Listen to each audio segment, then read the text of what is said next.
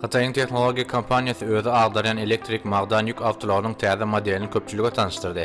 Bu dünýäde magdan podogyny sürmekde möhüm ädim modeli. 20-nji noýabrda Breton Technology kompaniýasy Xitayň merkezindäki Wuhan şäherine özüniň täze nesil awtolaryny köpçülige öwrkedi. Ýük ýüklemek, daşamak we düşürmek işlerinde niýetlenen bu özü agdaryan ýük awtolaryny adam oturmak üçin adaty kabinasy ýokdur. Ol dol awtomatlaşdyrylan usulla dolandyrylyp, üzünüksiz işlemäge mümkinçilik berýän tehnologiýa esasyny işleýär. Biz awtolaryň ygtybarlygyny we iş netijelerini ýokarlandyrmak üçin awtolaryga oturtjak abzallarymyzy täzeden işläp düzüp olary has hem kämilleşdirdik.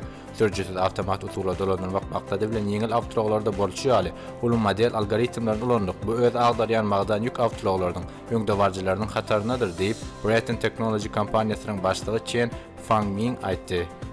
Uzunlygy tahminen 10 metr, ýyny 5,2 metr we beýikligi 4,8 metr bolan bu ýük awtolary 351 tonna çelli ýük götürip bilýär. Breton Technology kompaniýasynyň şu ýyl işlerini düzülen elektrik magdan ýük awtolary eýýän bir näçe Afrika ýurtlaryna eksport edildi. Häzirki wagtda bolsa 31 san ýük awtolary ulanýyşdadyr.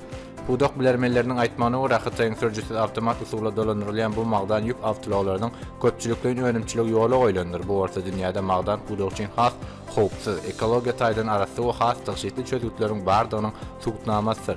2016-njy ýylda esaslandyrylan o Şanhaýda ýerleşýän Breton Technology kompaniýasy özüniň önümçiligini ekologiýa taýdan arasy elektrik ýükleýijilerini, magdan ýük awtolaryny we traktorlary has uly üns berýändir.